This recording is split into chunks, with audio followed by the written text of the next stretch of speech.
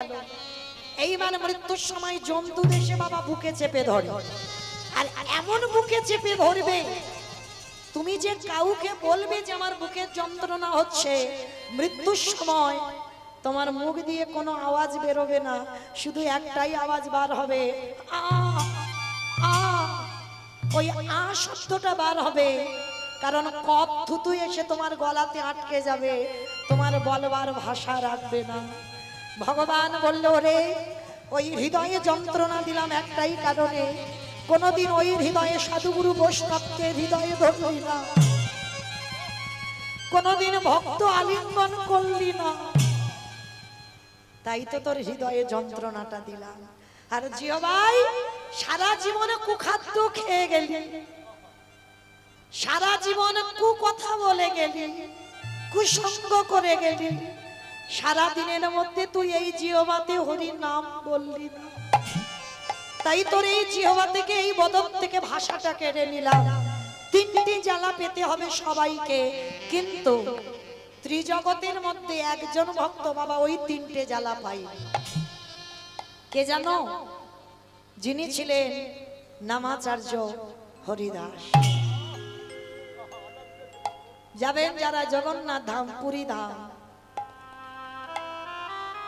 সমুদ্র থেকে বেশি দূরে নয়, স্বর্গদুয়ার থেকে বেশি দূরে নয়, কাছাকাছি আছে বাবা হরিদাস ঠাকুরের সমাধিস্থল।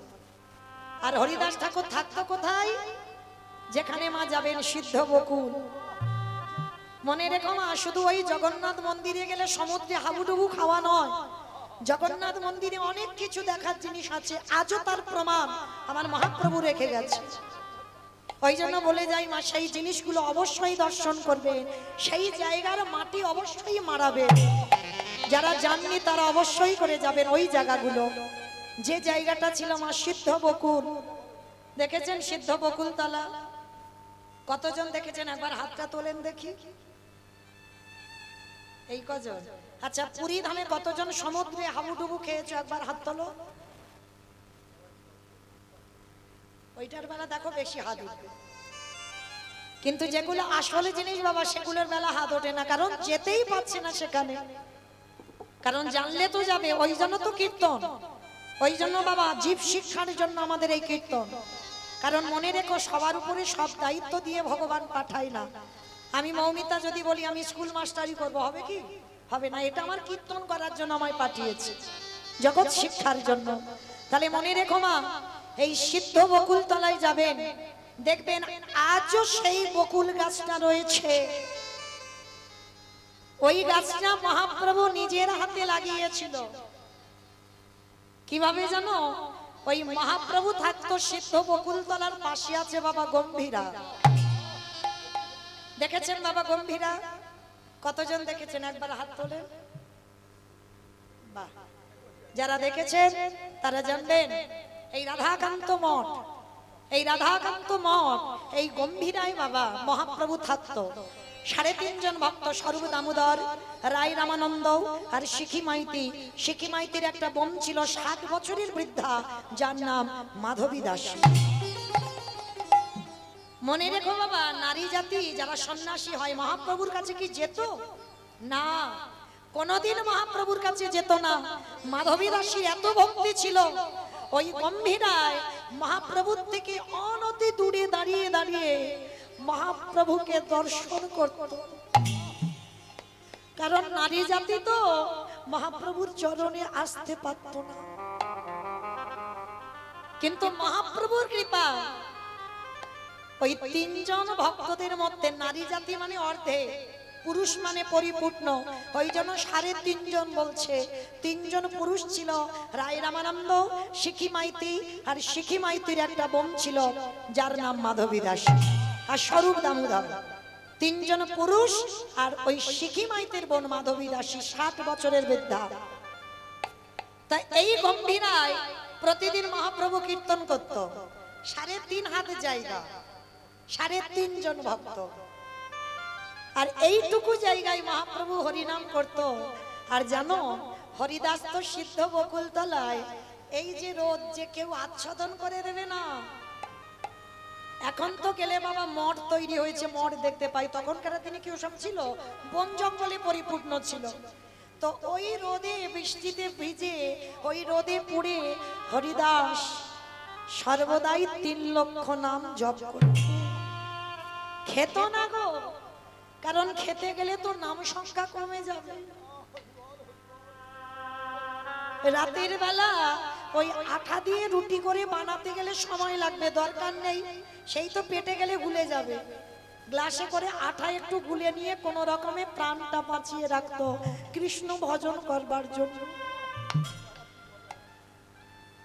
তা এই মহাপ্রভু যখন দেখলো হরিদাসীর এমন ভাব, তো মহাপ্রভু প্রতিদিন ওই গম্ভীরা থেকে জগন্নাথ মন্দিরে যেত, আর জগন্নাথ মন্দির থেকে জগন্নাথের ওই মহাপ্রসাদ দেখেছেন তো, আনন্দবাজার যেখানে জগন্নাথের প্রসাদ বিক্রি হয়, জগন্নাথের ওই মহাপ্রসাদ আমার মহাপ্রভু নিজের হাতে নিয়ে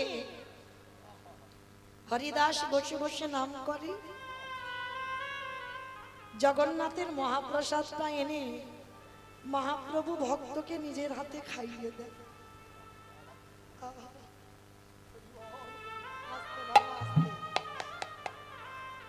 তো যখনই বাবা ওই প্রতিদিন মহাপ্রভু খাইয়ে দেয়, তো আজকের হরিদাস রোদে বসে বসে নাম করছে, মহাপ্রভু গেছে সকাল সকাল জগন্নাথ মন্দিরে, আর প্রসাদের স্বরূপ আমার ভগবান মহাপ্রভুর হাতে কি পড়েছে জানো?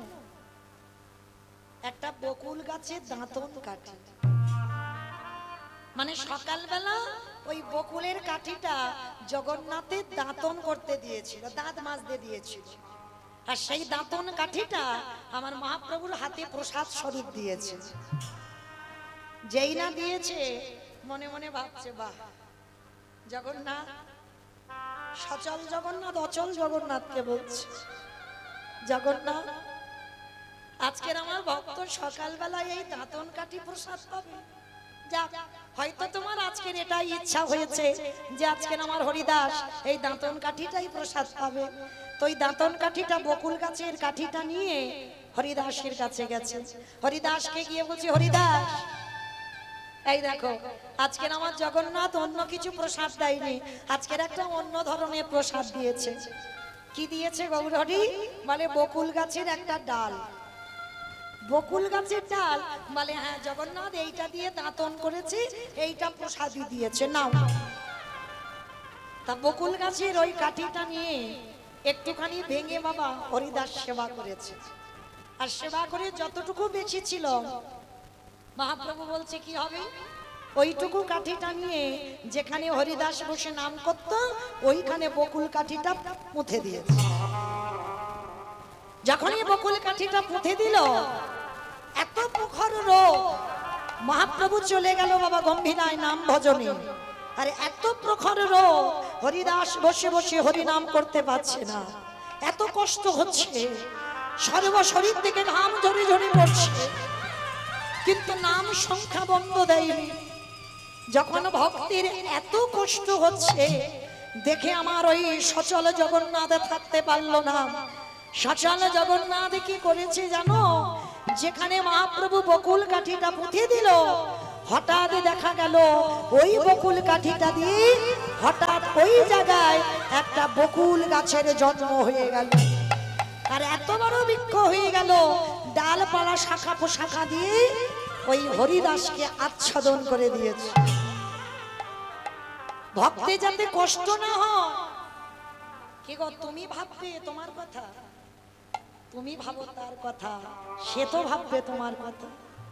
দেখো তার প্রমাণ হয়ে গেল, কষ্ট পাচ্ছে বলে ভক্ত কাঁদছে, আর সেই বকুল কাঠি থেকে গাছ হয়ে গেল, আচ্ছাদন করে রেখেছে। সেই গাছটা আজও যারা যাবেন দেখে আসবেন, সেই গাছ আজও বর্তমান আছে। দেখবেন বাবা, গোড়াটা একেবারে পোকাই যেন খেয়ে নিয়েছে, কিচ্ছু নেই, আর একটু উপরের দিকে তাকিয়ে দেখবেন আবার যেন কচি কচি পাতা জন্মাচ্ছে। মানে আশ্চর্যের ব্যাপার, যেটা কি করে হতে পারে? নিচে থেকে যে গাছের ভিতরে বাবা কিচ্ছু নেই, শুধু কাঠটা পড়ে আছে, কিন্তু আবার নতুন শাখা পোশাখা গজিয়ে যাচ্ছে। কি গো, এর দ্বারা প্রমাণিত হয় আজও ভগবান আছে। যারে যেমন ভক্তি সে তো তেমন ভাবে ভগবানকে পাবে। সেই হরিদাস ঠাকুরের শেষ সময় হরিদাস ঠাকুর বলছে, গৌর হরি হে দয়া,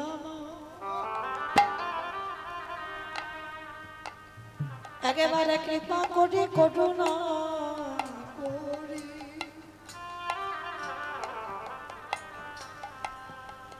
এবারে আমার যাবার সময় হলো, তুমি একেবারে কৃপা করে একেবারে দয়া করে তুমি একেবারে আমার দর্শন দাও গৌরী হে।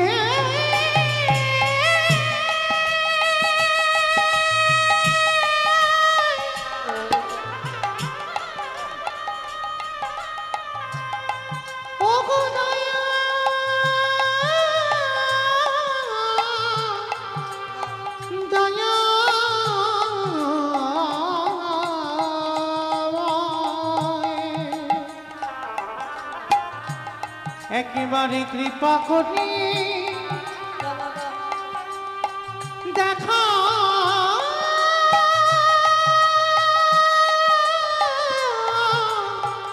দেখা না।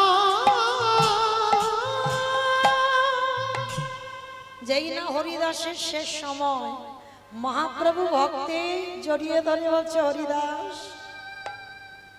তুমি চলে যদি যাও আমি কেমন করে কি আমায় নাম শোনাবে হরিদাস। ভগবান কাঁদছে ভক্তের জন্য, ভাবতে পারছে।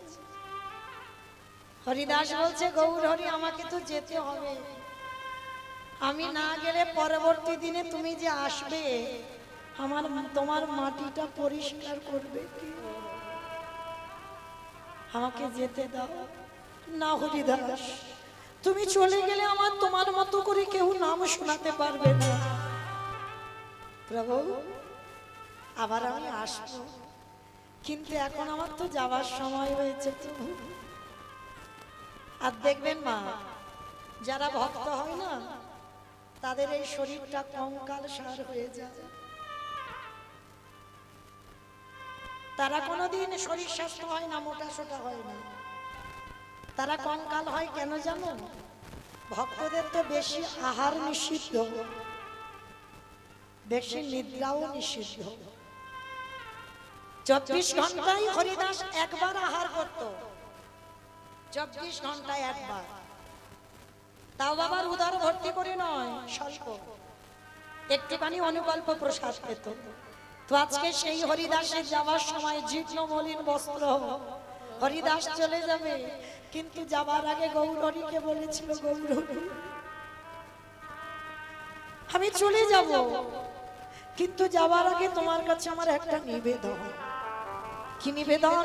তোমার কাছে আমার নিবেদন, আমি 3টে যন্ত্রণা যেন না পাই। ভক্তরা যে জ্বালা পায় চোখে বুকে আর মুখে, আমি যেন ওই 3টে জ্বালা না পাই। হরিদাস তাহলে তুমি কি করতে চাইছো বলো? হে দয়াময় তুমি একবার কৃপা করে, প্রভু তুমি আমার মাথায় হাত দিয়ে আশীর্বাদ দাও, আমার মৃত্যুর সময় আমি এই নয়নে যেন তোমায় দেখতে দেখতে আমি যেতে পারি। নয়নে হেরেব তোমারে ও চাঁদ বয়া, ও চাঁদ বয়া, হৃদয়ে ধরিব তোমারে ওরাঙা চরণ, তোমারে ওরাঙা চরণ, বদনে বলিব আমি তোমারে নাম সংকীর্তন। হরি বল হরি বল, দয়াল হে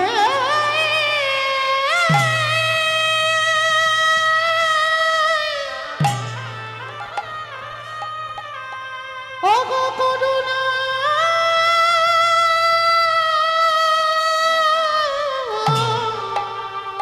করুণা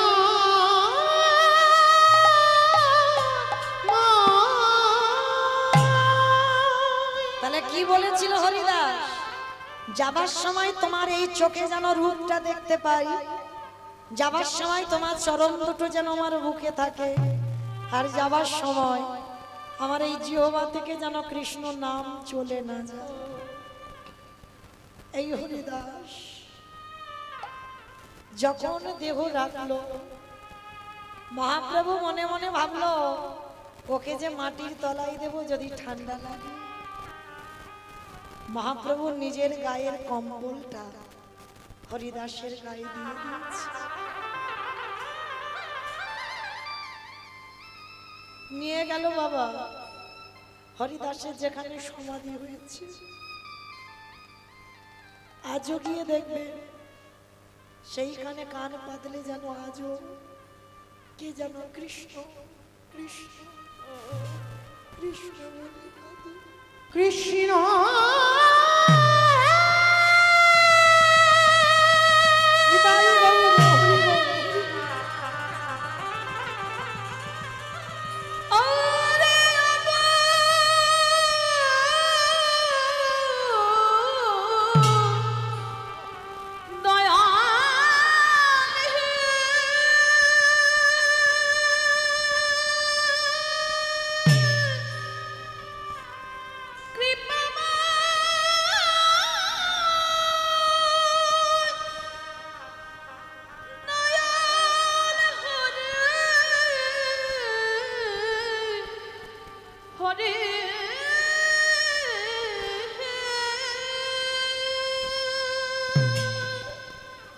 যাবেন যারা গিয়ে একবার দর্শন করে আসবেন সেই হরিদাস ঠাকুরের সমাধির জায়গা। সেই হরিদাস তিনি পাইনি বাবা তিনটে জ্বালা যন্ত্রণা। তারপরে জগতে যারা যারা ভক্ত আছে সবাইকে পেতে হলো জ্বালা। তো আজকে সেই কাজী সাহেবকেও বলেছিল তুমিও জ্বালা পাবে না, ভগবান পরশ করলো। মৃত্যুর পর কাজীকে নিয়ে গেল বামন পুকুর। যারা দেখেছেন কাজীর সমাধি, মায়াপুরে ঢুকতে আগে স্টপেজে পড়ে মা কাজী সাহেবের সমাধি। মহাপ্রভু নিজের হাতে কাজীকে কবর দিয়েছে। শুধু কাজীকে কবর দিল না মা, জানো কাজী একটা আক্ষেপ ছিল, আমার মৃত্যুর পর আমার কবরে কেউ ফুল দেবে না। ভগবান বলেছিল দরকার নেই কারোর দেওয়ার, আমি আছি তো। ভগবান নিজের হাতে একটা চাঁপা ফুলের গাছ পুঁতে দিয়েছিল। আজও যারা যাবেন গিয়ে দেখবেন সেই চাঁপা ফুলের গাছটা প্রতিদিন এত এত ফুল পড়ে যেন মনে হয় কাজীর কবরটাকে কেউ যেন ফুল দিয়ে সাজিয়েছে। তাহলে কি হবে গো তোমার ছেলে মেয়ে আত্মীয় পরিজন? যদি আমার ভগবানকে ডাকার মতো ডাকো, শেষের দিনে সেই তোমার পাশে দাঁড়াবে। তো আজকে লক্ষ্য করে দেখেন ভগবান কৃষ্ণ রাজস্বয় যোগকে বলছে যুধিষ্ঠির দাদাকে, যুধিষ্ঠির দাদা অযুধিষ্ঠির দাদা, কারণ আমার কোনো কালেই তো জাত বিচার ছিল না, সবার আগেই আমি পা ধোবার ব্যবস্থাটা করব। তো ভগবান কৃষ্ণ সবাইকে চরণ ধোবাচ্ছে। শুধু চরণ ধোবালো নয় মা, আরো একটা কাজ করেছিল। যত যত ভক্তরা এসেছে প্রত্যেকে প্রসাদে যখন পেল, কৃষ্ণ আমার ওই প্রসাদের থালাগুলো নর্দমায় ফেলেছিল। শুধু নর্দমায় ফেললো না, ওই প্রসাদে যেগুলো লেগেছিল একটু করে নিয়ে ভগবান আমার ওই প্রসাদীগুলো নিয়ে আজকের ভালো করে গায়ে মাখছে। যুধিষ্ঠির দাদা প্রশ্ন করেছিল কৃষ্ণ কৃষ্ণ তুমি এই ভক্তদের পা ধোমাচ্ছ মেনে নেওয়া যায়, ভক্তদের এঁটো পাতা পরিষ্কার করছো মেনে নেওয়া যায়, কিন্তু কৃষ্ণ ভক্তদের এঁটোগুলো তুমি গায়ে মাখছো কেন? ভগবান আমার মৃদু হেসে বলেছিল জানো দাদা, এ তো আমার কর্মফল। শিখি কৃষ্ণ তুমি আবার পাপ করো? বলে করি না, সবাই পাপ করি, সবার পাপের বিচার আমি করি, কিন্তু আমার পাপের বিচার করবে কে? ভগবান বলছে আমার পাপের বিচার কে করবে? বলে সে কি কৃষ্ণ, তুমি আবার পাপ করো? বলে আমি শুধু পাপী নই, আমি হলাম মহাপাপী। যেই না বলেছে আমি মহাপাপী, যেই না বললাম মহাপাপী, কৃষ্ণ তুমি তোমার নিজেকে বলছো তুমি মহাপাপী, কি এমন পাপ করেছো? বলে জানো কৃষ্ণ, তুমি যে পাপটা করেছো আজকে আমায় একটু খুলে বলো। তা ভগবান বলছে যে পাপটা করলাম, ওই পাপটা আমি এই দাপর যুগে করিনি, করেছিলাম ত্রেতা যুগে রঘুপতি রামচন্দ্র অবতার। ত্রেতা যুগে রাম অবতারী পাপ করেছিলাম। তো মায়েরা কি পাপ করেছিল? একটা মণিপুত্রকে হত্যা করেছে। সেই মণিপুত্রটা কে জানো? বিশ্বেশ্বর মুনির ছেলে, যার নাম ছিল রাবণ রাজা। কি মায়েরা, রাবণ রাজার মতো ব্যক্তিকে মারলে পাপ হয়? হয়। কারণ আগে জানতে হবে রাবণ রাজা ভালো লোক ছিল না খারাপ লোক ছিল? বলো তো না, খারাপ লোক না ভালো লোক? ভালো লোক। মাথার গন্ডগোল হয়েছে। যে ভগবানের বউ চুরি করে নিয়ে আসে সে নাকি ভালো লোক ছিল। বাবা, জগতে এত নারী থাকা সত্ত্বেও কিন্তু লক্ষ্যটা পড়েছিল ভগবানের বউয়ের দিকে। কেন লক্ষ্যটা ভগবানের বউয়ের দিকে পড়লো? তার একটাই মাত্র কারণ, কোন মানুষের বাবা বাইরে থেকে বিচার করলে হবে না, ভিতরটা একটু দেখতে হবে। এই রাবণ রাজা একটা দুটো বউ ছিল না, রাবণ রাজার ছিল 10,000 স্ত্রী। 10,000 স্ত্রী ছিল। আর এই 10,000 স্ত্রী থাকা সত্ত্বেও ভগবানের স্ত্রীর দিকে নজরটা পড়েছিল। কেন নজরটা পড়লো জানো? মনে রাখতে হবে মা, নারী কিন্তু ভোগের নয়। কেউ যদি মনে করে নারী হলো ভোগের সম্পদ, তার কাছেই সারা জীবন ভোগের সম্পদ হয়। নারী ভোগের নয়, নারী হলো সাধনা, নারী হলো আরাধনা, নারী হলো ভজনা। যদি বলেন মা এটা মৌমিতা নারী বলে বলছে না, আমি নারী বলে এত বড়াই করছি না, একটু শাস্ত্রের দিকে তাকিয়ে দেখেন। অসুরদের অত্যাচারে দেবতারা স্বর্গ ছাড়ে। যেদিন দশভুজা দুর্গা যদি 10 হাতে না যদি সামলাতো, তাহলে বাবা দেবতারা যেত কোথায়? আজকে দেবতাদের তেজ দিয়ে নারী সৃষ্টি করেছিল, পুরুষ নয়। আর সেই নারী সৃষ্টি করে সেই নারী কিন্তু নিধন করেছিল অসুরদের। তাহলে নারী যদি মনে করে রণচণ্ডী রূপ ধরতে পারে, নারী দুর্বল নয়, নারী ভজনে। দেখেন, যতই পুরুষ বলুক না কেন আমি শক্তিমান, এখন শক্তি যদি না থাকে তুমি শক্তিমান হবে কি করে? শক্তি তো দরকার, আর সেই শক্তিটা হলো এই নারী জাতি। নারী মানে থাকতে হবে, আর নারীর চরণ ভজন করে বাবা, তবেই তো তুমি গোবিন্দ কৃপা পাবে। দেখবেন যারা ব্রজবাসে গেছেন, বৃন্দাবনে গেছেন, খুব তাড়াতাড়ি কৃপা তারাই পায়। যত যত মুনি ঋষিরা, যত যত মহাজনেরা কৃপা পেয়েছে, সব কিন্তু গোপী ভাবেই কৃপা পেয়েছে। লক্ষ্য করেন, এই যে আমার আগে দাদা ভাই কীর্তন করে গেলেন বিল্লমঙ্গল, দেখেন একজন পতিতা চিন্তামণির চরণ ভজন করলো, পতিতা নারী, আর সেই নারীর চরণ ভজন করে ভগবানের আতুল চরণ পেল। দেখো চণ্ডী ঠাকুর একজন পরের স্ত্রী, কারণ চণ্ডী ঠাকুরের বউ তো ছিল না, রানী রজকিনী ছিল কি ছিল না, কোনোদিনই বিয়ে করেনি। তাহলে বিয়ে করলো না, পরস্ত্রীর চরণ ভজন করে চণ্ডী ঠাকুর পেয়ে গেল গোবিন্দ চরণ। আবার দেখেন বাবা, কারণ এই জগতের প্রেমের কথা বলছি না, ওদের যে প্রেম ছিল সেই প্রেমেতে বাবা কোনো কামনা বাসনা ছিল না, কোনো চাওয়া পাওয়া ছিল না, যেটা ছিল নিষ্কাম প্রেম। কারণ আত্মেন্দ্রিয় প্রীতিবাঞ্ছা তারে বলে কাম, আর কৃষ্ণেন্দ্রিয় প্রীতিবাঞ্ছা ধরে প্রেম না। জড়জগতের দেহ দিয়ে যে ভালোবাসা হয় সেটা হলো কামের ভালোবাসা। আর প্রেম তখনই হবে তোমার অঙ্গের প্রত্যেকটা জিনিস যদি গোবিন্দ চরণে দিয়ে দাও। আর কৃষ্ণ ইন্দ্রিয় মানে কৃষ্ণের দেহ, এই নিয়ে যদি তুমি কাউকে ভালোবাসো তাহলে সেটাকেই বলা হবে প্রেম।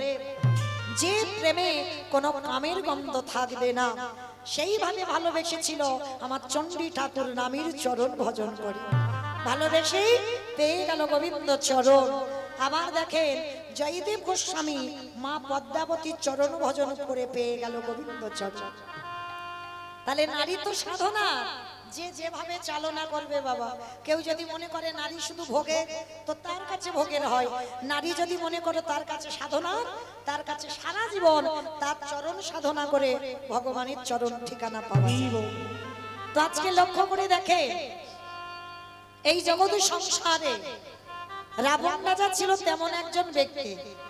বাইরেটা কঠিন কিন্তু ভিতরটা অনেকটাই নরম। এই যে এতটাই নরম ছিল রাবণ রাজা, যার জন্য বাবা সীতামাকে চুরি করলো। শুধু সীতামাকে চুরি করলো না, যারা 10,000 স্ত্রী ছিল সেই সীতামাকে নিয়ে রেখেছিল কোথায়? অশোক। দেখেন এখানেই তো উত্তর বেরিয়ে গেল, অশোক। যেখানে শোকের ছায়া লাগে না সেইখানে সীতামাকে বন্দী করল। তাহলে এখানে কি বোঝা গেল না সীতামা সাধনা? ও মাইরা, ভগবানের কাছে তো যেতে পারবে না, ওই জন্য ভগবানের প্রিয় ধনকে চুরি করে এনে রেখে দিয়েছে। যেমন আপনারা সিনেমা টিনেমা দেখো তো? সিনেমা দেখো? আচ্ছা বলো তো, যে আচ্ছা সিনেমার কথা বাদ দাও, সিরিয়াল তো দেখো? ওটা তো দেখবে। আচ্ছা এই যারা যারা সিরিয়াল দেখো, আচ্ছা বলো তোমার যখন ওই নায়ক নায়িকা থাকে তখন কি সিরিয়াল জমজমাট হয়? হবে না। সিরিয়াল জমজমাট তখন হবে যদি একটা ভিলেন থাকে, মানে মারামারি হবে, খুনোখুনি হবে, কাটাকাটি হবে, তবে তো ভালো লাগবে। আচ্ছা যখন নায়ককে জব্দ করা না যায় তখন বাবা ভিলেন কি করে? নায়িকাকে চুরি করে। আর নায়িকাকে যদি চুরি করা যায় তাহলে কি আর নায়কের কাছে যেতে লাগবে? একেবারে 10 তলা বিল্ডিং থেকে নায়ক ঝাঁপিয়ে নায়িকার কাছে যাবে। তাহলে তত্ত্বের দিকে তাকিয়ে দেখে, নায়িকা যদি আমার সীতামা হয়, নায়ক যদি আমার রঘুপতি রামচন্দ্র হয়, আর ভিলেন যদি রাবণ হয়, তাহলে নায়িকাকে চুরি করেছে, আর কি নায়কের কাছে যেতে লাগবে? 7 সমুদ্র 13 নদী পার করে সোনার লঙ্কায় আসবে। তা রাবণ বলছে যেদিন আমার প্রভু আসবে সেদিনই যদি আমার রাজ্যে খরা দেখা দেয়। আমার খরা মানে কি গো? প্রচুর বৃষ্টি হবে। খরা মানে প্রচুর বৃষ্টি। অনেক বছর বৃষ্টি হয়নি, তাই তো? তাহলে রাবণ বলছে খরা যেদিন হবে সেদিন যদি আমার প্রভু আসে। মন্দোদরী বলো বলো কে দিয়েছ তুমি ধোয়াইবে আমার প্রভু দিদি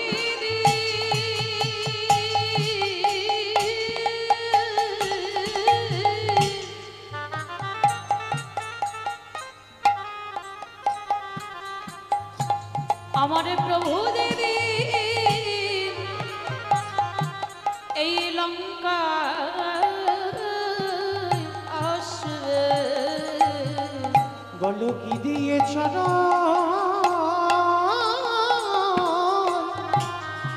তুমি ধোয়াইবে। আস্তে। রাবণ বলেছিল বাহ্যিক জগতের যদি জল না থাকে যেদিন আমার প্রভু আসবে। কে বলে মা রাবণ খারাপ? ভক্তিটা দেখো। মন্দোদরীকে বলছে, মন্দোদরী তোমার চোখের জলগুলো অপচয় করছো, কিন্তু আমি করি না। কেন জানো? যেদিন আমার প্রভু আসবে আমি কি করব জানো? আমার চোখের জলে চলো আমি ধোয়াইব। হে রাধা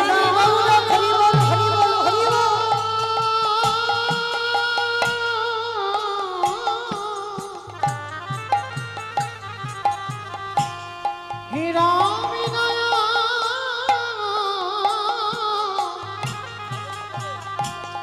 রামে দয়া করো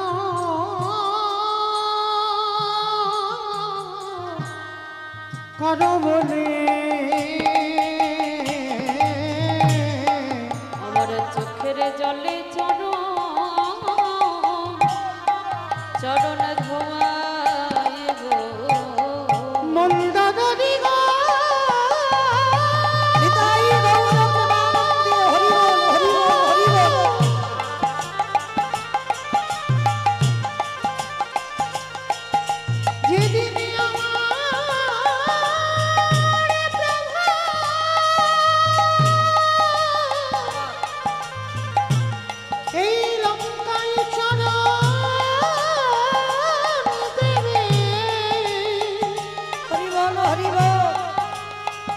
বলো বলো সেদিন কি দিয়ে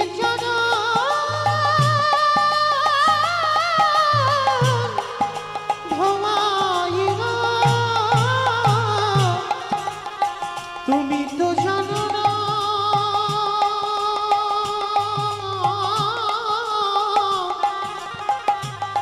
ও যে ভক্ত বড় ভালোবাসে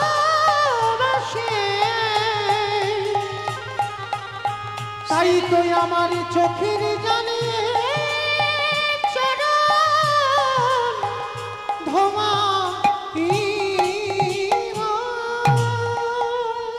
সেই রাবণ রাজার কতটা ভক্তি ছিল মন্দোদরী।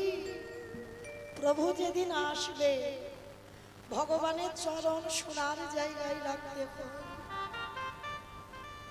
আমি রাখবো আমার হৃদয় মন্দিরে।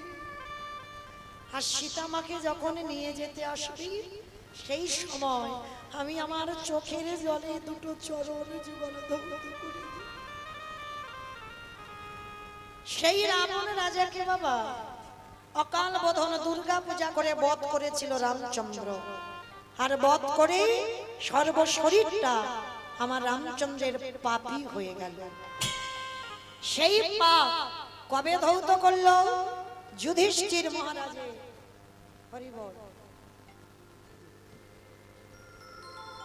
যুধিষ্ঠির রাজস্বই যজ্ঞে, এই যুধিষ্ঠির মহারাজে রাজস্বই যজ্ঞে বাবা ভগবান কৃষ্ণ দাঁড়িয়ে আছে। অগ্নিদেব, পবনদেব, বরুণদেব, ইন্দ্র, ইন্দ্রাণী, ব্রহ্মা, সাবিত্রী, শিব, দুর্গা সব পরপর লাইন দিয়ে আছে। কৃষ্ণ প্রত্যেকের পা ধোয়ায় আর যজ্ঞের ভিতরে প্রবেশ করা। এমন সময় জগৎজননী মা দুর্গা বাবা ভোলানাথকে ডাকছে, প্রাণনাথ, প্রাণনাথ। আর দেরি নয়, চলো এবার কৃপা করে আমরা দুজনে একটু পাটা ধুইয়ে নিই। বাবা ভোলানাথ বলছে, পার্বতী তোমার কি মাথা খারাপ? কৃষ্ণ পা ধোবাবে আর আমার মতো পাপীর পা দুটো বাড়িয়ে দেবো? শোনো, তোমার যদি ধোয়ার ইচ্ছা হয় তো তুমি লাইনে দাঁড়াও। তো মা দুর্গাকে দাঁড় করিয়ে রেখে বাবা ভোলানাথ বেলাইনে চলে গেছে। আর আড়ালে গিয়ে ভোলানাথ একটা দুম করে কুকুর হয়ে গেছে। আর কুকুর রূপটা ধরে কৃষ্ণ হেঁট হয়ে পা ধোয়াচ্ছে। আর এদিকে তো ভোলানাথ জানে না।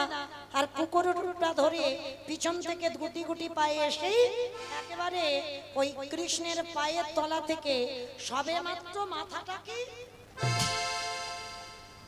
আর যেই না মাথাটা দেবা সঙ্গে সঙ্গে বাবা ভগবান দুটো হাঁটু নিয়ে কুকুরের কানের কাছে চেপে দিয়েছে।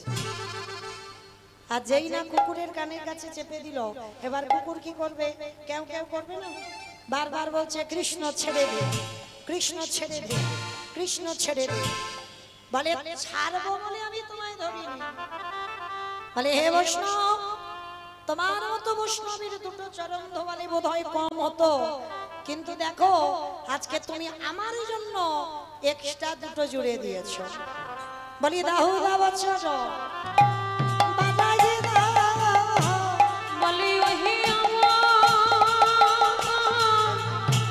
বৈষ্ণব গোসাই দাও দাও চরণ বাড়াই দাও।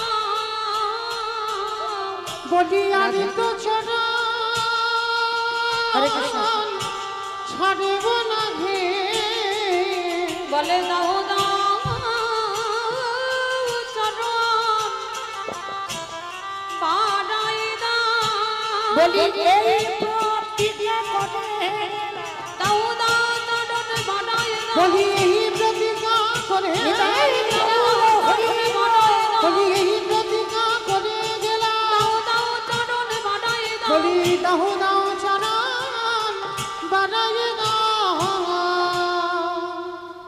এইবার পরম বৈষ্ণব বাবা ভোলানাথ যেই না এসে বাবা একেবারে ওই মাথাটা কৃষ্ণের পায়ের ফাঁকের মধ্যে দিয়ে দিয়েছে। আর যেই না দিয়ে দিল, সঙ্গে তো কৃষ্ণ আমার হাঁটু নিয়ে চেপে ধরেছে। বলে তোমারে ছাড়বো বলে আমি ধরি না, দেখে এবার মজা দেখাচ্ছি, দাঁড়া।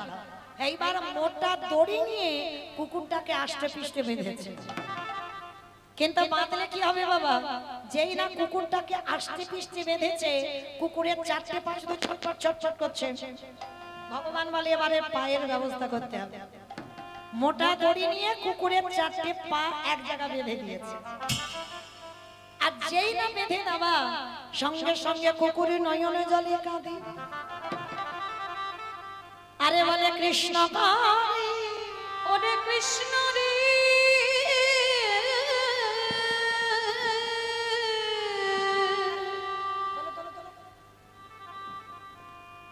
তোরে মতো বৈষ্ণবী আজ চরণ যুগলে যখন পেয়েছি, এইবার দেখ কেমন লাগে।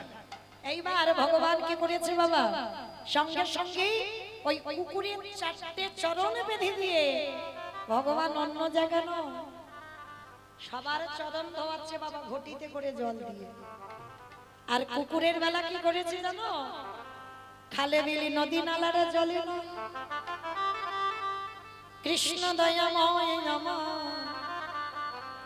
বৈষ্ণবকে কোন জায়গায় রেখেছে দেখেন বাবা। একটা কথা বলে যাই মা, সবার কাছে অপরাধ করো, ভগবান বলছে কোন ভক্ত যদি আমার চরণে পাপ করে আমি ক্ষমা করে দিই, কিন্তু ভুল করে যেন বৈষ্ণব চরণে অপরাধী হইও না। ওই বৈষ্ণব চরণে যদি অপরাধ করো, সেই অপরাধীকে আমার ভগবানের জীবনেও ক্ষমা করে না। তো আজকের যেই না সেই বৈষ্ণবকে কোন জায়গা দিচ্ছে দেখে, সবার ঘটিতে করে ধোবাচ্ছে। আর বৈষ্ণবের বেলা কি করেছে জানো, খালে বেলি নদী নালাটা জলে নয়। কৃষ্ণ ভোলানাথের চারটে চরণ বুকে ধরে ভগবানের চোখের জলে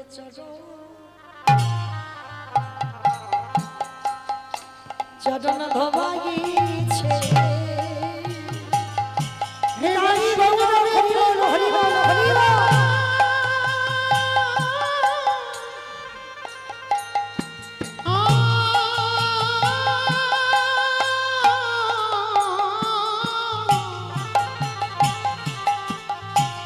হে বৈষ্ণবী কৃপা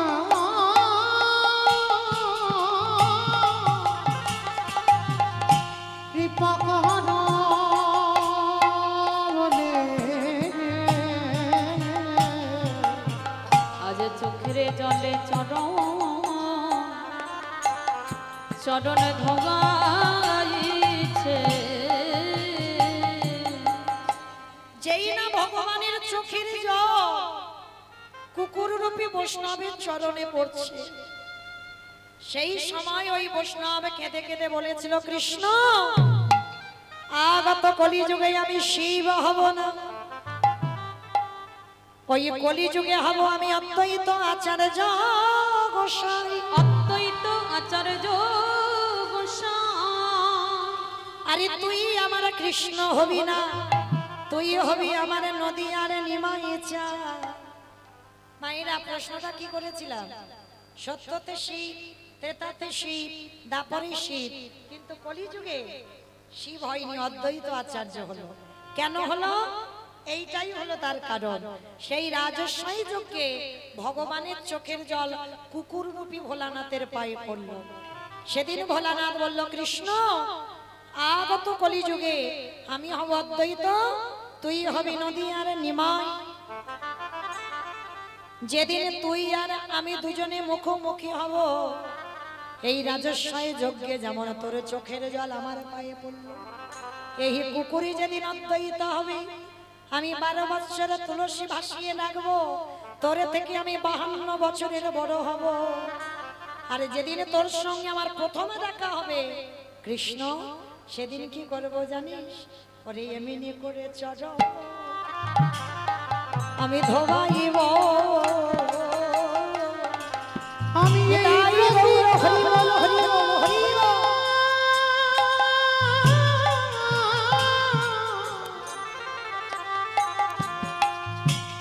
আমি এই প্রতিজ্ঞা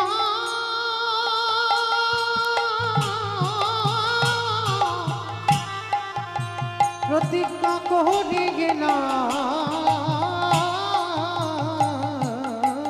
আমি এমনি করে চরণ চরণ ধোয়াইছে। পরিষ্কার বোঝা গেল যার জন্য পৃথিবীতে কারোর ডাকে নয় অদ্বৈত আচার্যের ডাকে এলেন। আর এসে কি করছে জানো? কেহ বলে পুরাবেতে রাবণ বধিলা, কেহ বলে পুনবিতি। আস্তে আমার উলু কই? মাঠে মাঠে একটু প্রেম সে একটু জোরে দাও। কেহ বলে পুনাবিতে রাবণ বধিলা, কেহ বলে পুনবিতি আমার গোনানি। গুনা গুনা গুনা গোনানি।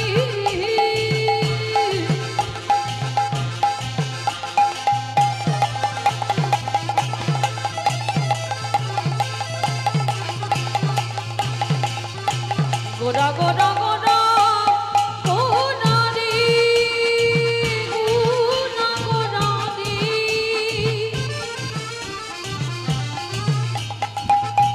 ওই নদী নিতাই গৌর প্রেমানন্দে হরি বল। গোরা আমার আমার প্রাণে গোরা।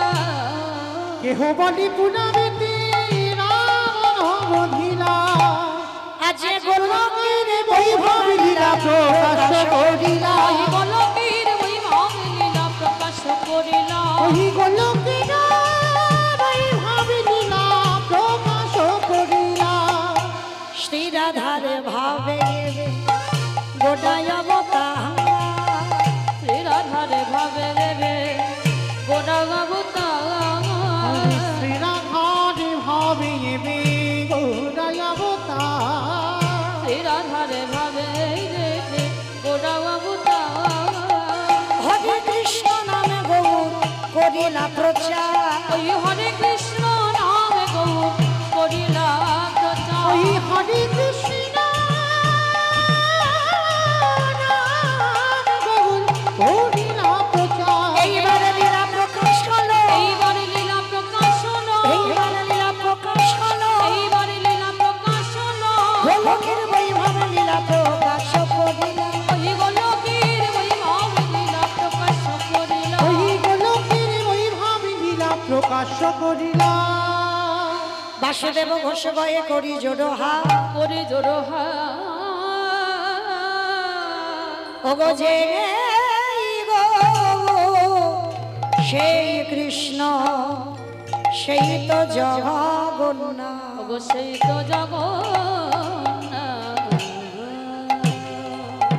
বাসুদেব ঘোষে কাহে এইবারে লীলা প্রকাশ হলো,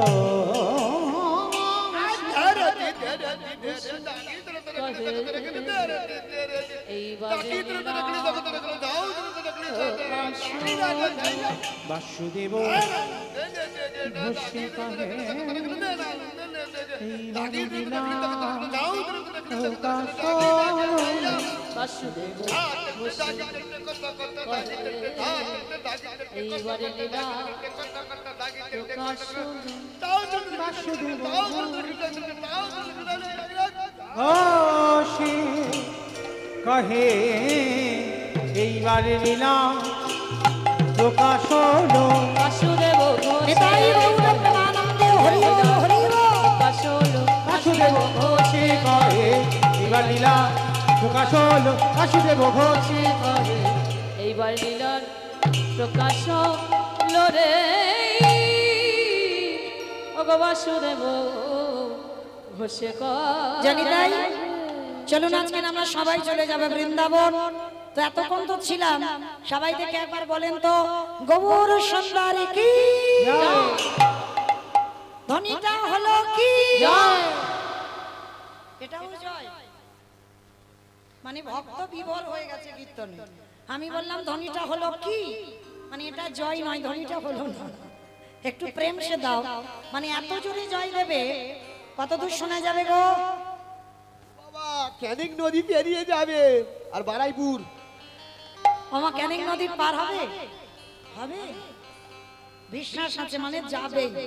শুধু ক্যানিং নদী নয়, ওই নদীর সঙ্গে ভাসতে ভাসতে ভাসতে ভাসতে সুরধনী গঙ্গায় মহাপ্রভুর চরণে যাবে।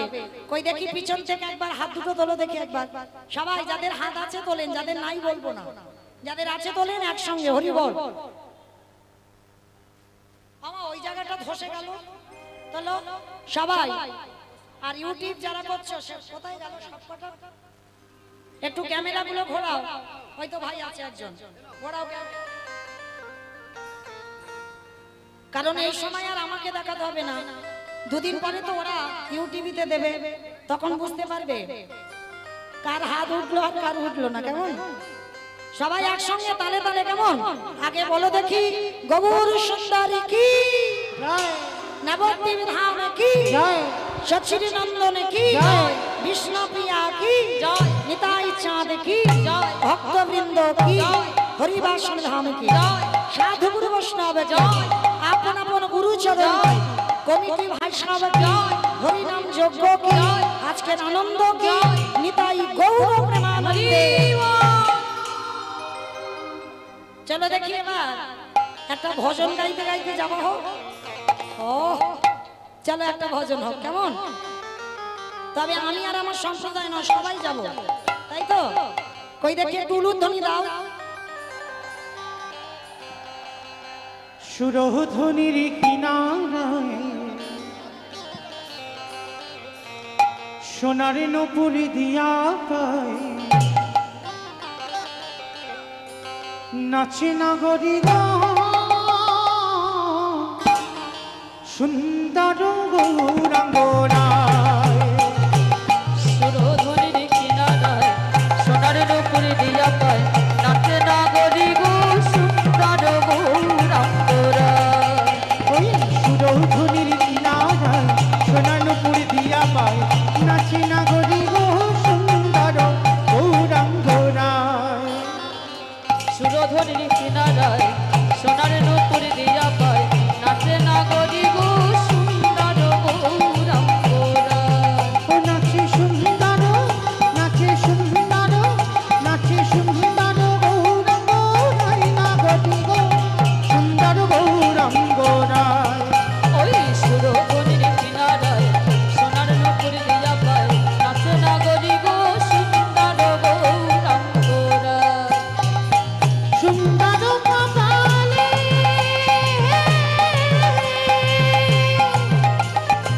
সুন্দর তিলক সুন্দর কপালে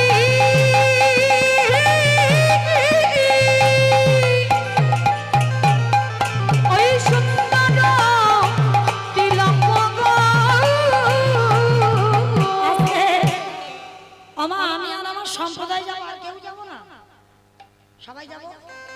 সবাই যখন যাবো আর একবার কান মুলে বলছি মা কালীর দিবি, আর বলবো না, এইবারটা শেষ। সবাই দেখি হাত দুটো তোলো। আমার দাদা ভাই বাবা ঠাকুর ভাইরা যারা আছেন সবাই চরণ ধরে একসঙ্গে, কেমন? রহিত একটু ক্যামেরাটা ঘোরাবে, কেমন? এইগুলো তুলবে তো একসঙ্গে তালে তালে তালে তালে একসঙ্গে করতালি, কেমন? সুন্দর কপালে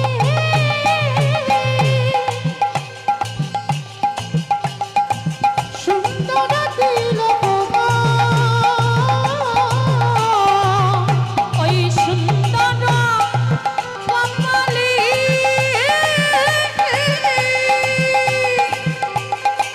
সুন্দর তিলক সুন্দর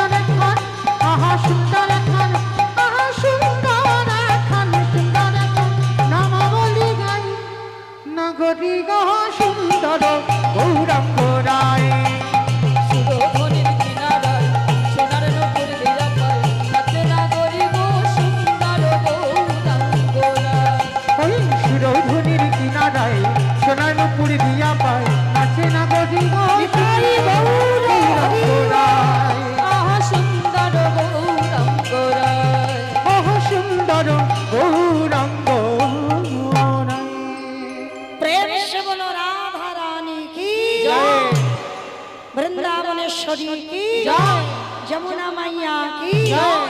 নন্দগাম কি জয়। মোচাগাম কি জয়। বর্ষা নাম কি জয়। ভক্তবৃন্দ কি জয়। হরিবাসন ধাম কি জয়। সাধু গুরু বৈষ্ণব কি জয়।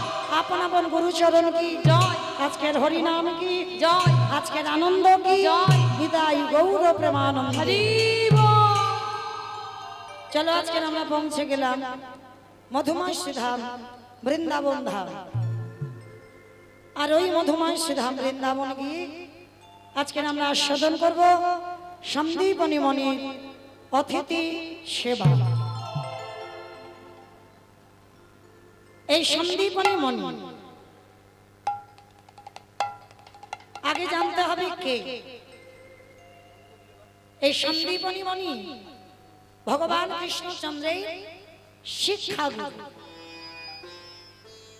কৃষ্ণ বলরাম সুদামা এরা সবাই পড়াশোনা করে বড় হয়েছে। তাই সন্দীপনী মণি এমন একজন ভক্ত ছিল। মায়েরা এবার একটু নিস্তব্ধ ভাবে শুনবেন। কেমন কেমন ধরনের ভক্ত ছিল দেখো, কেমন ধরনের আজকের ভগবানের গুরুদেব ছিল।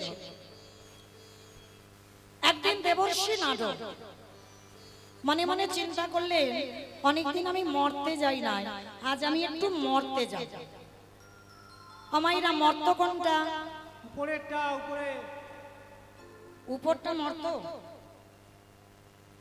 কোনটা মর্ত কোনটা? তার ওটা তো পাতাল। তাহলে কোনটা মা? যেটাই বসে আছে, আমি দাঁড়িয়ে আছি, এইটা হচ্ছে মর্তধাম।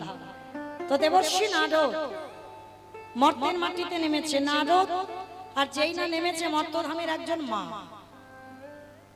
ডাক দিয়েছে, অনারদ, নারদ এদিকে এসো। এই যে তুমি যে ভগবানের কাছে থাকো, সর্বদা ভগবানের নাম করো বিনাতে। নারদ, যারা যারা ভগবানকে ডাকে, সেবা পূজা করে, তার শেষ জীবনের গতি কি হয়? যেই না বলেছে শেষ জীবনে গতি কি হয়, নারদ মুনি বলছে, এই যে ওমা, এ প্রশ্নের উত্তর তো আমার জানা নেই। সে কি আমি জানি না, আর তুমি ভগবানের কাছে থাকো তুমি জানো না? তাহলে কে জানে? বলে একজন জানলে জানতে পারি, আমার বাবা। দাঁড়া, আমি যাব আর আসবো। এইবার চতুর্মুখী ব্রহ্মার কাছে গেছে নারদ। পিতা, যারা যারা ভগবানকে ডাকে, ভালোবাসে, সেবা পূজা করে, তার শেষ জীবনে গতিটা কি হয়? চতুর্মুখী ব্রহ্মা বললেন, নারদ, এ প্রশ্নের উত্তর আমার জানা নাই। সে কি আমি জানি না, তুমি আমার বাবা জানো না, তাহলে কে জানে? বলে একজন জানলে জানতে পারে, যে হচ্ছে গাঁজা ভাং খায়। আমাকে খায় গাঁজা? ভোলানাথ গাঁজা খায়, দেখেছো কোনোদিন? কোথাও লেখা আছে দেখেছো বাবা গাঁজা খায়? না, বাবা বৈষ্ণব, এইটা ভুলে গেলে হবে না। কারণ আমরা যারা গুরু মহারাজদের শরণ আশ্রয় করেছি, আমাদের আদেশ আছে বাবা, একটা চা পর্যন্ত আমাদের খাওয়া যায় না। কেন? আমাদের গুরুদেবদের আদেশ, চা নেশার মধ্যে পড়ে, ওই জন্য আমাদের চা বর্জন করতে হয়। তাহলে আমাদের মতো ভক্তরা যদি চাটা নেশা হয়, সেটা যদি বাদ যায়, আর ত্রিলোকের বড় বৈষ্ণব বাবা গাঁজা ভাং খায়, ওটা বাবার নামে বদনাম রটেছে। বাবার একটাই নেশা, যেটা হলো হরি নামের নেশা। বাবার দ্বিতীয় কোনো নেশা নয়। এইবার লক্ষ্য করে সেই পরম বৈষ্ণব বাবা ভোলানাথের কাছে গেছে। ভোলানাথ, যারা যারা ভগবানকে ডাকে, যারা যারা ভগবানকে ভালোবাসে, তাদের শেষ জীবনে গতিটা কি হয়? কথাটা শুনে বলে বললেন, শোনো নারদ, এই প্রশ্নের উত্তর তো আমার জানা নাই। সে কি আমি জানি না, আমার বাবা জানে না, তুমি শিব জানো না, তাহলে জানে কে? বলে একজন জানলে জানতে পারে, যে হচ্ছে নামের নাম। কে গো মায়েরা, ভগবান তো ঠিক নিশ্চয়ই জানতে পারবে যে তাকে ডাকলে আমাদের গতিটা কি হবে। এইবার গিয়ে দাঁড়িয়েছে বৈকুণ্ঠপতি নারায়ণের কাছে। প্রভু,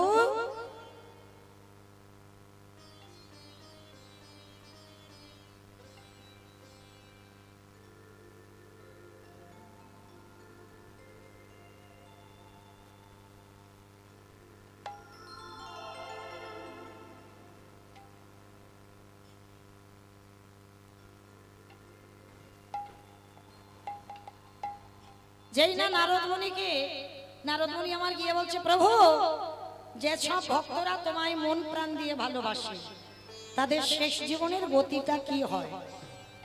কথাটা শোনার সঙ্গে সঙ্গে বাবা ভগবান হেসে বলল, নারদ, এ প্রশ্নের উত্তর তো আমার জানা নাই। সে কি? আমি জানি না, আমার বাবা জানে না, তুমি শিব জানো না, তাহলে ভগবান তাহলে জানে কে? ভগবান বলছে, চলো একজন জানলে জানতে পারে, যে হচ্ছে আমার নাম ছাড়া কিছু জানে না। ভালো করে মা এই জায়গাটা শুনবেন। ভগবান বলছে এই প্রশ্নের উত্তর সেই দেবে যে দেহ মন প্রাণ জীবন যৌবন সব আমার চরণে দিয়েছে। যাও সেই ভক্তের কাছে। তা নারদ বলছে, ঠাকুর তুমি নির্দিষ্ট করে বলো কোথায় গেলে আমি এই ভক্ত পাবো? বলে চলো মর্তের মাটিতে। ঠাকুর মর্ত? ওইখানে তো লোক খেতে যায় আর ঘুমাতে যায় আর সিরিয়াল দেখতে যায়। বলে না না, খাগ ঘুমাক সিরিয়াল দেখুক যাই করুক না কেন, তুমি জানো না এই মর্তে আমার এমন এমন ভক্ত আছে যাদের চরিত্র শুনলে তোমার হৃদয়টা দুলে উঠবে। চলো মর্তে যাই, আর মর্তে গিয়ে আমার ভক্তকে একটু পরীক্ষা নিয়ে আসি। মাইরা তাহলে কে কে আসছে? ব্রহ্মা বিষ্ণু মহেশ্বর আর দেবর্ষি নারদ, চারজনে বৈষ্ণব রূপ ধরে ভক্তের বাড়িতে আসছে। কোথায় জানো? মথুরা জেলার অন্তর্গত অবন্তী নগর গ্রাম, সেথায় সন্দীপনীর বাড়ি করিব স্নান। মথুরা জেলার অন্তর্গতে অবন্তী নগর গ্রাম,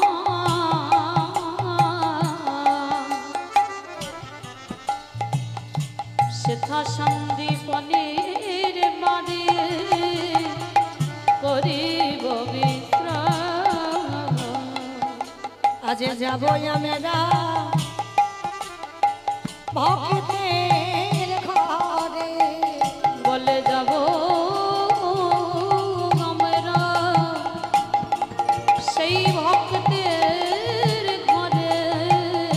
আজ বিশ্রাম লইবার তরে যাব আমরা ভক্তের ঘরে। আসছে ব্রহ্মা বিষ্ণু মহেশ্বর আর নারদ চারজনে আসছে মর্তের মাটিতে সন্দীপনী মনির দুয়ারে। তো বাবা এই যে সন্দীপনী মনি কেমন ভক্ত জানেন?